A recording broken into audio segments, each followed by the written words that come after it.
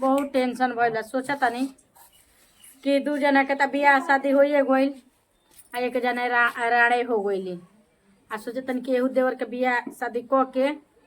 निफिकिर हो जती हमू तनी गंगा नहाए चल जती बूढ़ी के लिया के तीर्थ धाम पर इहो बेटवा के इतना उम्र हो गइल बा का जाने काहे शादी करे के नावे नहीं खन ले कितना हम समझाई उनकरा के हैं को हम छोटा की मझली ले समझाए के जी क्या होता हम रौरा से ना बोला का हिस्सा का गल बड़ जब रौआ हमार बातें नहीं कि मानो तो हम बोल के रौआ के का करब तो का मैंने बात मानी तो इसमें बच्चे कहता रहो कि माने लायक नहीं के हैं का माने लायक नहीं बताई हम रौआ के कहत नहीं कि बियाह कर लीजिए बियाह काहे नहीं की करब बताई पागल तो बियाह शरीर रही बाप जवानी बाप बियाह होत रही बियाह है बड़ बात बा जवानी और हरदम हरियाते ना रही देवर जी सुन ली अरे छोड़ा अब 2 4 5 10 के बाद बियाह शादी कर दी अभी करो ऐसी नहीं के बियाह कर लो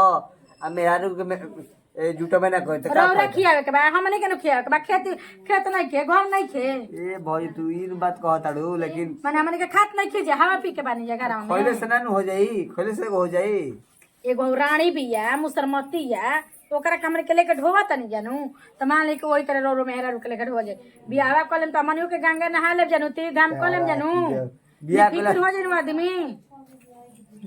बोली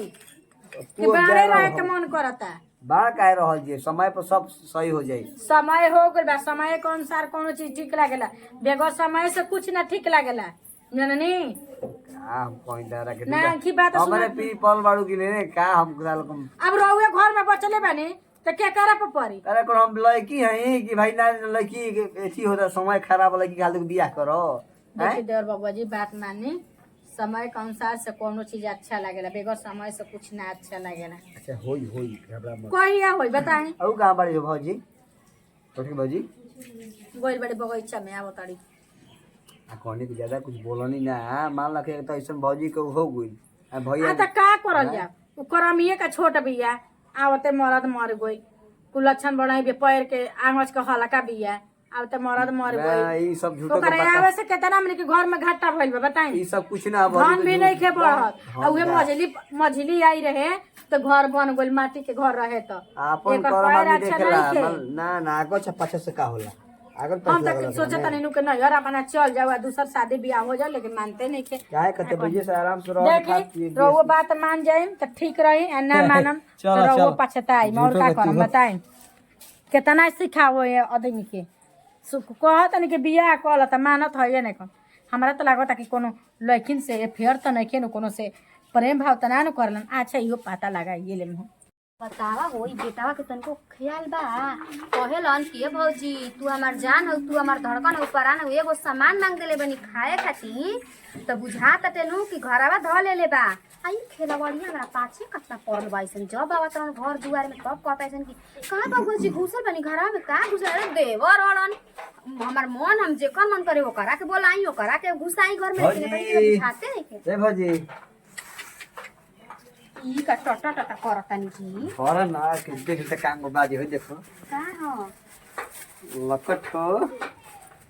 लकठो लेनी आसपास ना मिलल ह तो ना मिलस फोन त का कोई हां त हमारे एगो रउवा काम नहीं कर सकत एगो काम ना रउवा करम जानी हो खिया के मजा मरल हो छोटका देवरावा दल हमार देवर हनी की मरद हनी बोल दी पागल हो बोल दी अभी बोल दी मरद रउवा देवर के नाम कहनी कन कबम कहता ए जी अरे हम बहुत खुश होई ना भगवान के ज्यादा भले हमार मरद मर गई अगर मरद हमार नाम है त हम रउरा के पावती जी पागल हो बताइए देख जब भैया मर रहनु हमार सपना में देखनी भगवान जी कहले कि देखो घर के इज्जत घर ही में रहे दो हम सोचनी कि ना भैया तो चल गइलन लेकिन भौजी के हम खाली ना रहे दे ई का कहता रे जी खाली रह दे मत ना कर दे अरे अरे त हमरा न बुझाई और का विचार बा सुन नहीं कि ना अपन हो कुछ बोलती है मत की भौजी उ त और फेरा में रहत शादी कर मन तो मन काहे ने कनी नु कि जगह करवा दे अपना भतारा के तो भतारा के नहीं कि हम पहुंची से कॉल ले बानी कुल में अब कहीं तो कहूं कि तू रह जाना हमरा पर बस बोलिए बोल हो जाए कनी हां अरे कनी हां अरे खीस में कौन है दादा तारा कब छोड़ के कहीं जाई बताओ तो लइखा दम धक भभोर हटी जान कौन वाली बुढ़िया लगी बोले खातिर जाई रे घर अरे आई सब आई आई काम आई सपना पूरा करके रह जान गेल लो। आई ना अरे आओ तनी को का घर में कुछ निक लागत ताटे हो हैं सब घर में रहेला तब ना निक लागेला का कहल जा बुझाता कि जिंदगी यहीं ना हमार चली जाई सोचा सोचा तो बुझाता कि हफानी के बीमारी धली हलस ये कहतनी कि हे भगवान ई दिन देखे से पहले मुआ काहे ना दिहल हमारा के हम मोहकत रही हमारा के हरियर की मरुति ना भेजल आय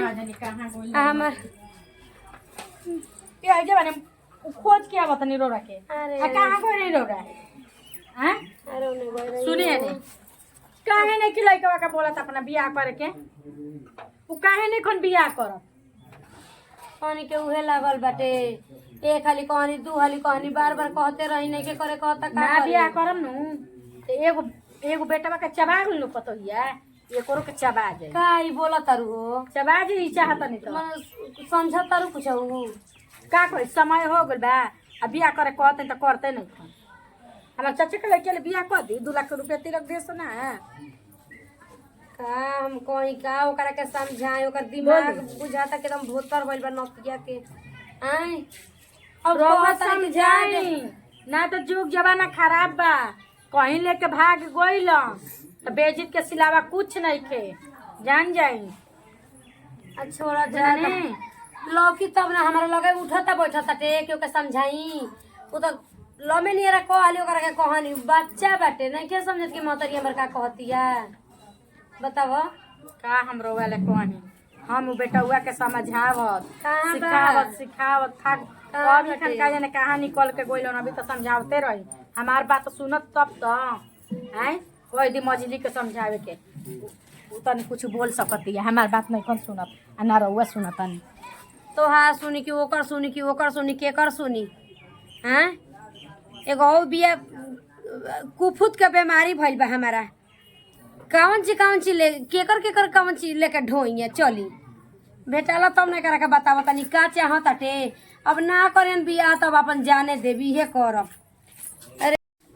भगवान करे साने बिहवा में हरा रूप आहे भगवान ई का करतनी छी हम देखनी रउरे हने के बोला था मोबाइलवा में अरे केहू ना कोई बोला सा अरे मोबाइल कोई बोला सा हमरा के निकाल के दी के बोला था पागल हो, मोबाइल में के कहां कुछ मोबाइल में हेलो तू हो झूठो के सब करेलू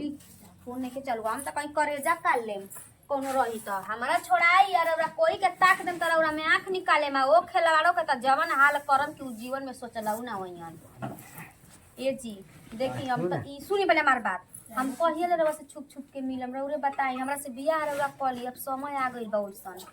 दादी यार को हम समय तू न कहता रो लेकिन हमारा जब समय है तब न शादी कर जाई का बताओ है तो। लइका हनी के अभी शादी करके उम्र नहीं के भाई सुप में बानी अरे छठी बरई नहीं के हम भी भाई सोच रहे कि हम माई से चाहे भौजाई से कहीं से तो का कोई हूं का है लाज लगा था का भौजैया के राखे में लाज ना लगला कोई में हम देख लिए को करम बाकी ना छोड़म हर कम मचा देम घर में हां अरे पागल तरह के ना छोड़म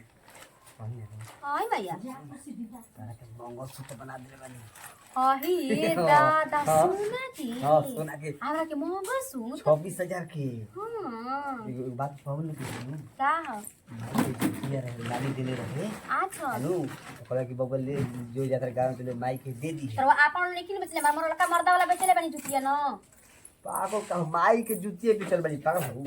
का बेचनी हो माई के जूती या नानी दे रहे आ माई के हम देबे ना कनी आ वो माई की आदमी के रौरा कहता ना बढ़िया ओने हमारा बारे में हां ता अरे ना तारा सोचाई के ना की कर तड़ू हो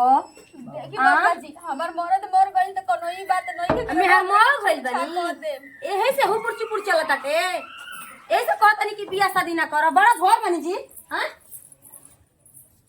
लाई लाई घर पर पिए तनी राण देवा के मेहर बनावल चाहतनी का का हो तोरी का तरी कोनो लाज नहीं के तोरी का तरी ए मम्मी जी का हाला करता रे भौजी आये दीदी जी सुनो तंजी जी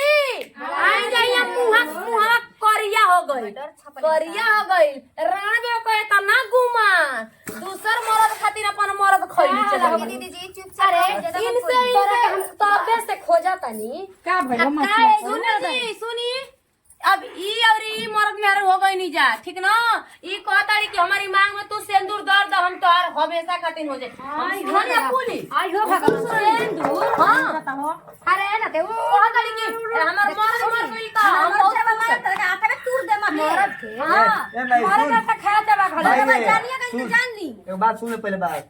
ढेर दिन से तोपा तोपी रहे लेकिन आज के बाद हम के पति भइली। हां हां सुन ले हाँ। हम कहत रहनी त अब तक चितकी लागत रह सुन ले क्या है, फिर हमारे रोना के घर बिहार घर बनावली। के इज्जत घर ही में तो का दिक्कत बा। अरे मौका ना तो मौका ले त हम बियाह करे कहत रही तब यही से ना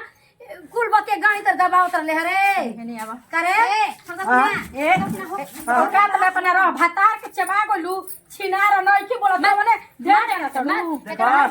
ज्यादा ज्यादा हुटिया मत। तू का कहत रह हम आज तक कोनो मेहरारू के ना ताकी ना कौन बढ़िया चला के तू दी मत अभी जहर दे के मुंह ले मेरी बेटा के देखावत रह मेरी बेटा के जहर दे के मुंह ले प्यार हमारे करे तू के करते तू आदमी के मारे के कमी नहीं लागल पढ़ावे लिखावे में बताओ। रानी से बियाह करे खातिर तो के तारा से का कर तारा से करी छात खड़ बटे हम ले चल